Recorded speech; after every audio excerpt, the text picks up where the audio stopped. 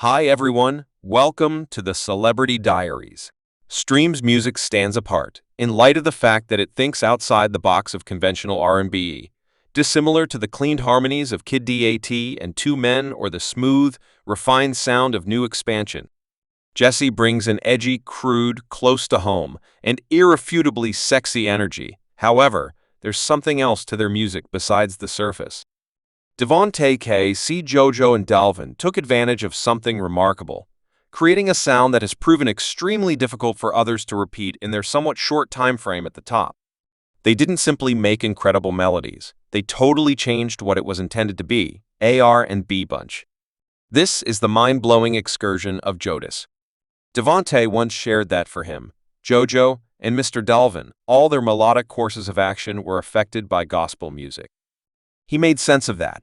It was something they couldn't stay away from on the grounds that they grew up encompassed by it consistently.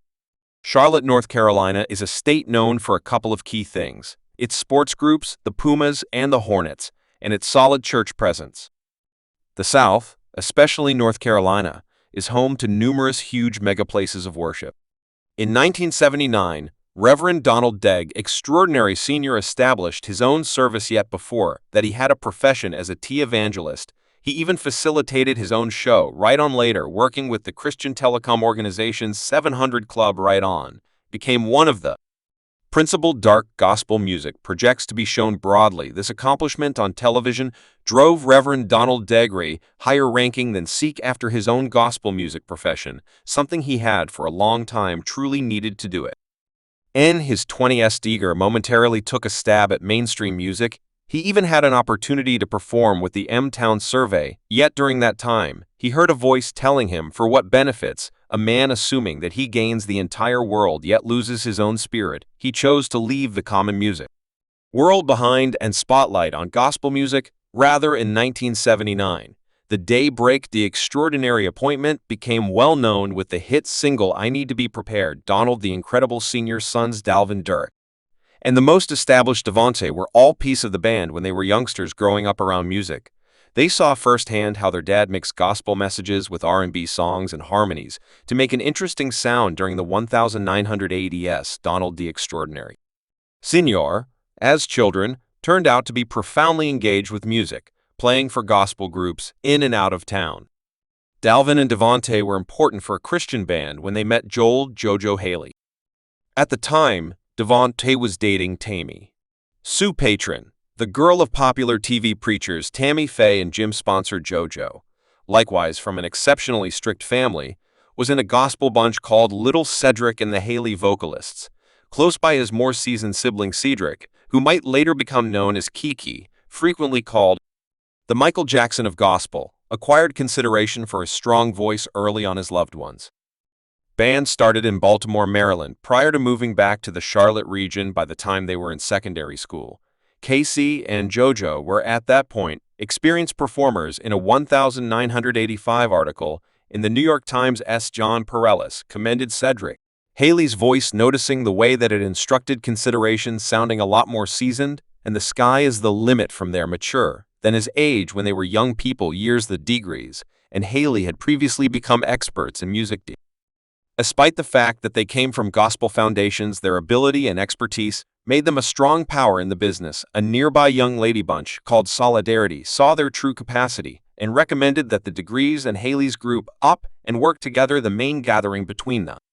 Degrees and Haley's didn't go without a hitch. While they were in the studio, Key became vexed when he saw Dee conversing with one of the young ladies he was dating and threatened to use a firearm on him. Dalvin as stunned by the episode and left the studio, yet Devon chosen to remain. He carved out opportunity to get to realize Katie and JoJo better, and ultimately, them three began making music together. Around then, their music was basically centered around gospel. Amusingly, JoJo didn't at first care about his own sibling Katie to join the gathering. He felt that Katie had proactively acquired enough acknowledgement in the gospel world and needed to make something all alone anyway. Devontae loved Katie's strong, profound voice and emphatically demanded that he join the gathering. Key later shared that he needed to stand apart on his own maxim.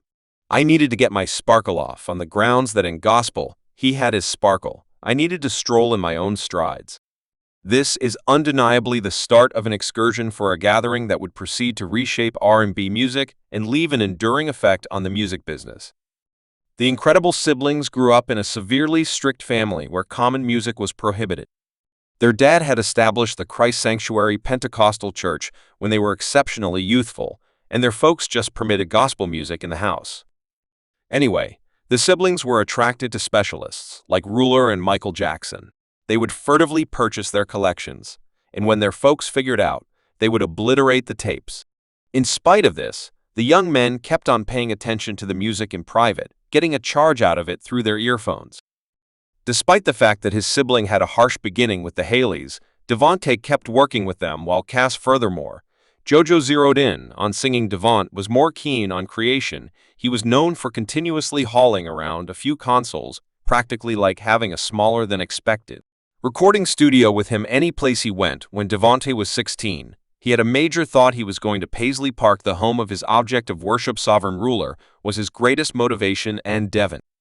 He longed for going to Minnesota to meet him and make all his melodic dreams work out as expected. He was so amped up for the thought, seeing it through purple-hued glasses, as he put it in a 1995 Energy article.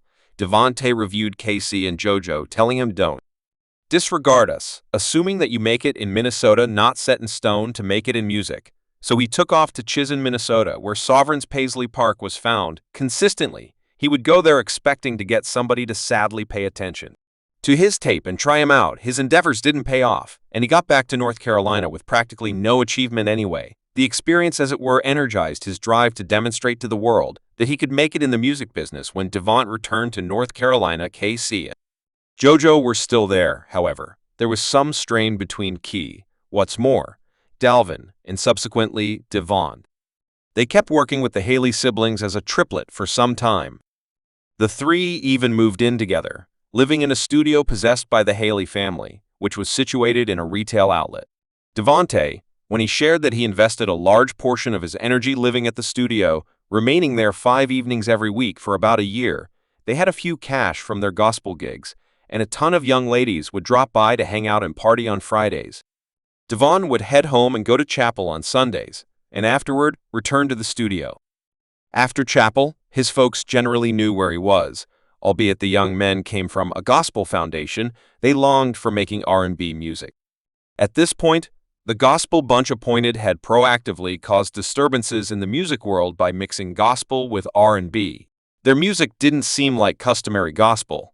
It had a metropolitan radio energy with smooth R&B harmonies, while yet keeping the gospel message at its center. The gathering understood they required a name that genuinely mirrored their extraordinary style while sitting in the Haley family's front yard. Motivation hit in a meeting with energy.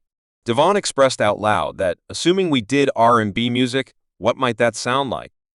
They started conceptualizing names, yet Devontae didn't need something run-of-the-mill like this or that. He needed the name to reflect themselves, so they concocted a mix.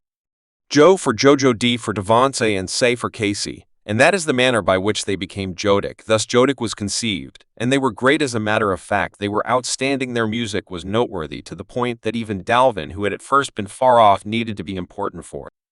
The gathering, the others invited him, and when Dalvin joined, the D in their name was just made sense of as an abbreviated form of DeGreat, giving their name significantly more importance when gotten some information about the beginning of their name. The gathering made sense of that. Joe represents JoJo, D addresses Devontae, and CI as for K. See some other time. When Mr. D joined the gathering, they chose to keep the name since they thought it sounded perfect.